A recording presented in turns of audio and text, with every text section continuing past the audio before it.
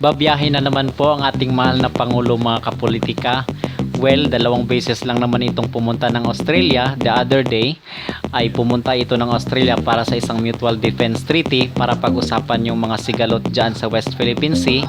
And the next day is bumalik ito sa Australia para sa isang ASEAN APEC Summit, mga kapolitika. At ngayon, naipabalita na pupunta na naman ito ng Europe para sa isang bisita, imbitasyon ng Chancellor dyan sa Germany, at pupunta rin ito sa Czech Republic para i-meet yung Filipino community, mga kapolitika. Well, napapadalas ata itong biyahe or travel ni Pangulong Bongbong Marcos, at kung bakit natin ito pinag-uusapan kasi bilyones po ang pundo ng ating pamahalaan para dito sa travel fund ng ating mahal na Pangulo, mga kapolitika. At gusto lang din naman natin na maging transparent itong ating pamahalaan kung paano ba ginagastos, kasi hindi lang naman si Bongbong Marcos yung pumupunta sa ibang bansa, mga kapolitika. Kasama rito yung kanyang entourage, yung kanyang pinsan na si Romualdez, at minsan pa nga kasama yung mga ibang congressman na hindi naman dapat at wala or hindi kasali doon sa mga lakad ni Pangulong BBM. Di ba parang pagwaldas na rin ito sa pera ng taong bayan, mga kapolitika?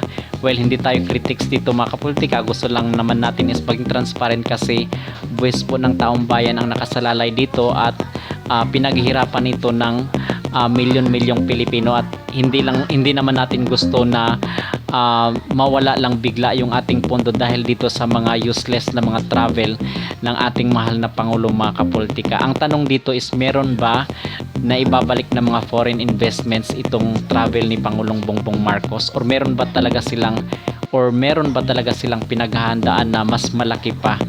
Hindi lang itong foreign investments ang kanilang pakay kung bakit sila pumupunta sa iba't ibang bansa. Yan ang ating tatalakayin dito, mga kapolitika. At again, kung kayo ay bago pa lang sa aking YouTube channel, please don't forget to like and subscribe for more videos. Ito na nga, mga kapolitika, pupunta na naman ng Europe ang ating mahal na Pangulong Bongbong Marcos, at kasama itong si First Lady Liza Araneta Marcos. Kumbaga, kung gusto nilang tumulong sa ating bansa, sa mga Pilipino, is dapat magtipid naman sila. Pwede namang si Pangulong Bongbong Marcos lang yung pumunta doon sa Europe, doon sa mga bansang nabanggit ko kanina, at wag na magsama ng napakaraming entourage, kasi parang ito ay pagwaldas sa mga kapolitika. Parang ito ay aksayan na sa salapi ng taong bayan. At ang masasabi rin natin na meron ba talagang bumabalik na mga investment, kasi ayon sa report, mga kapolitika, bumaba yung foreign investors natin ngayong taon na 2024 and even last year 2023. Okay, bumaba yung mga foreign investors na pumapasok sa ating bansa, at ang sabi nga is umaatras daw itong mga foreign investor dahil dito sa mga foreign policy. Halimbawa dyan, mga kapolitika, is itong pinagbabawalan itong mga foreigner na magmay-ari ng mga properties dito sa ating bansa ng buo. Okay, so yun ang dapat daw baguhin, kung kaya isinusulong itong charter change or itong economic provisions. Pero hindi pa man ito na-approve, mga kapolitika. What's the point kung bakit ka pupunta sa ibang bansa? Bakit ka biyahe papunta sa ibang bansa? Hindi ba pwedeng antayin mo muna na ma-approve itong economic provisions, at sabihin doon sa ibang bansa na ito na-approve na yung economic provisions, pwede na kayong pumunta sa Pilipinas at pwede na kayong magmay-ari ng property doon? Hindi ba pwedeng ganun yung mangyari?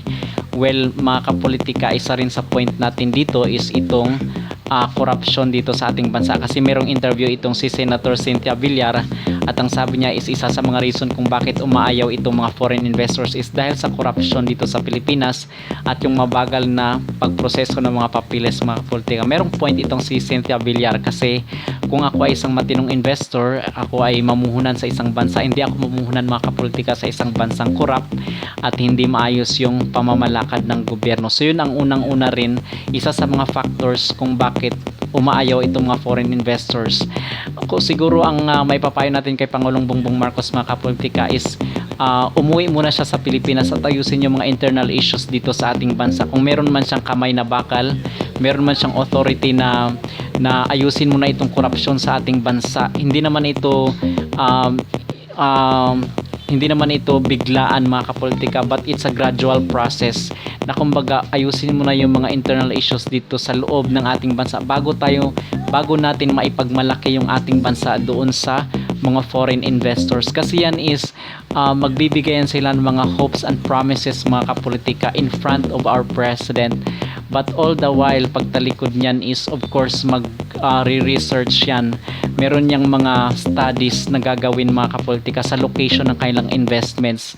Kumbaga magkakaroon sila ng comparison dito sa mga bansang Indonesia, sa bansang Thailand, sa bansang Vietnam, sa bansang Malaysia, kung saan is lessen yung corruption at okay yung pamamalakad ng kanilang gobyerno mga kapolitika. Kaya nga nagpapadala tayo ng mga OFW doon kasi maganda na yung bansa nila, tayo na pag-iwanan tayo. So kumbaga magkakaroon sila ng comparison na kung saan ba yung better na location ng kanilang investment.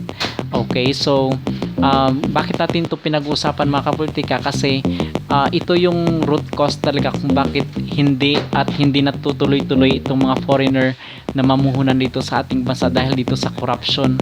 At itong sinasabi nila is na dahil sa economic provisions or yung hindi natin pinapayagan yung mga foreigner na magmayari ng mga property is forefront lamang yun.